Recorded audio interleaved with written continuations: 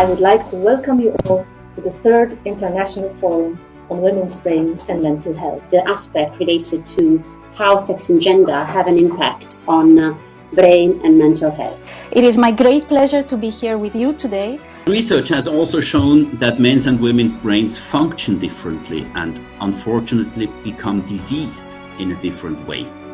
It has been proven that vulnerability to brain and mental diseases is affected by both sex and gender.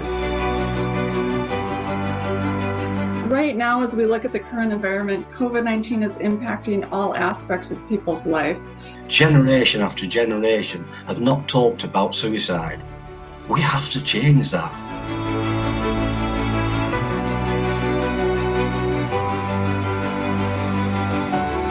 Even today, with screening in place, the majority of women who are suffering from a postpartum depression do not get identified and do not get treatment. What we do not have today is data. And this is something that we have to work a lot about it because we have to give answers. By understanding sex and gender differences, we will understand the normal functioning of the brain. Secondly, it will project us one step closer to personalized medicine, the medicine of the future. I think that we are just at the beginning of this new era in which we are focalizing on this gender, diversity, sex issues. I believe with all my heart that my children will never die in early onset disease.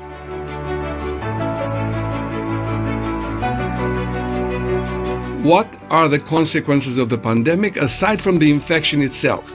One of the things that is developing now is pandemic fatigue. Our brains are wired to connect and to belong. The first thing that we need to see in the eyes of the person that we have in front is that they understand and they respect us. Reconnection between evidence-based or science or knowledge that actually we hold and how this can be transformed and applied into very concrete policies. And there we still have a long way to go.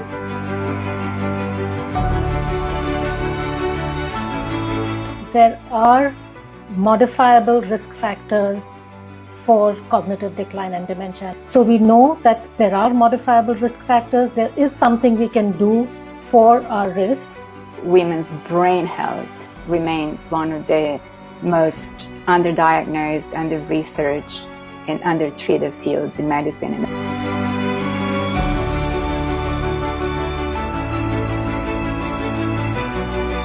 Digital solutions should be based on unmet needs of people living with the disease and should give back more to the user than it actually takes. The patient has to be involved from the grassroots of development.